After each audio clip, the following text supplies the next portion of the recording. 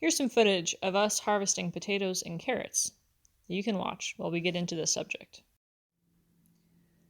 Chronic pain and finding purpose and creativity.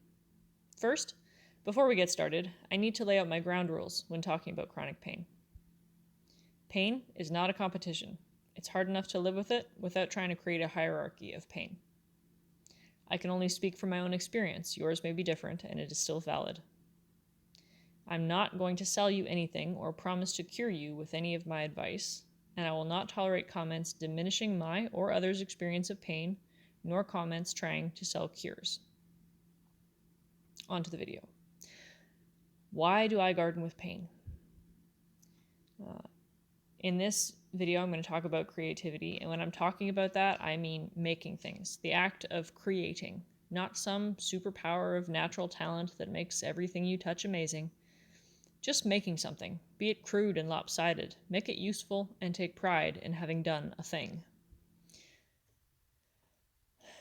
Growing a garden, for me, gives my time meaning and helps me get back my sense of self-worth.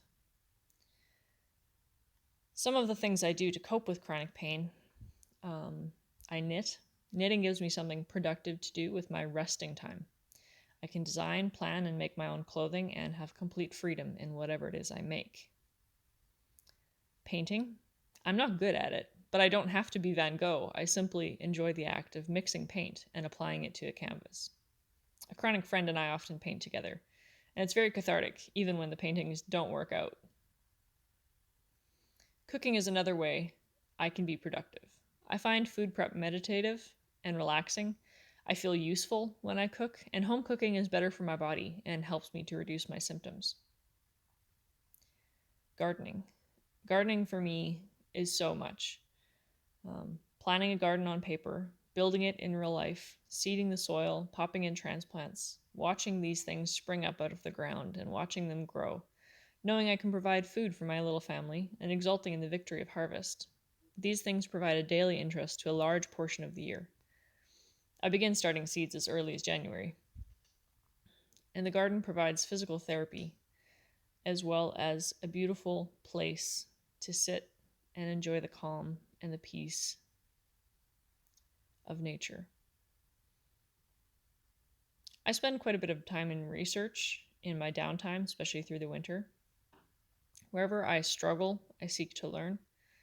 I was raised to want to understand the how and why, not just the rule. My father was a farmer and a great innovator whose impact on me and how I live runs very deep. Out of the millions of bits of information I do not know, there can be dragged tidbits that, when put together, shape my understanding of life.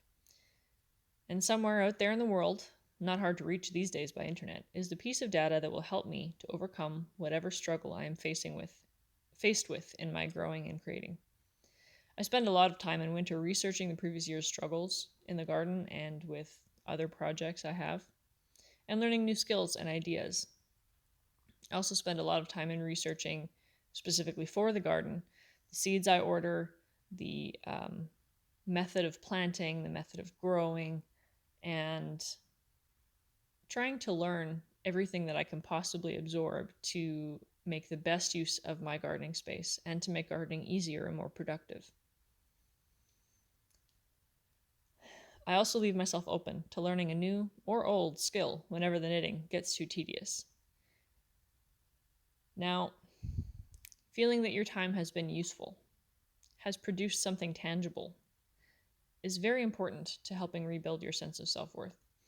And if you live with chronic pain, I encourage you to make something, even if it's a newspaper basket weaving project. And if you want a video on that, I'll do it. Show yourself what you can do if you try. Prove to yourself that you can make.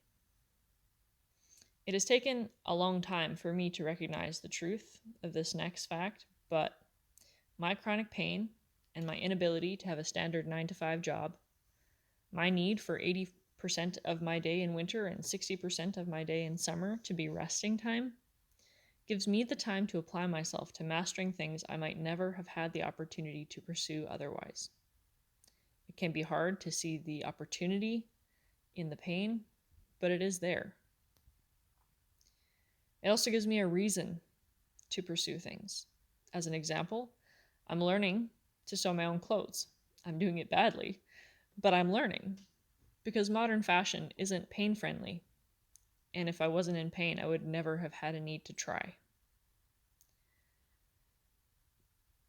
Having these different tools or creations or makings under my belt helps me to feel that my rest is earned. Even a whole season of rest, even the whole season of winter and slowing down after a full year of gardening and energy, knowing that it is earned by that prior season of exertion helps me to combat depression and chronic pain and in the long cold winters up north.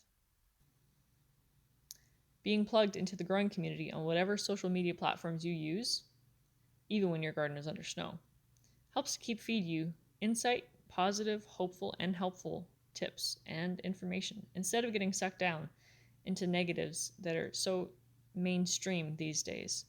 I really encourage you to do that. And on that note, we have an Instagram page at The Pumpkin Gardener, where you can see sneak peeks of new videos before they come out and photos of what's happening in my garden. And I would also like to invite you to comment any questions you have or any helpful advice in the comment section down below. Thanks for watching. We'll see ya.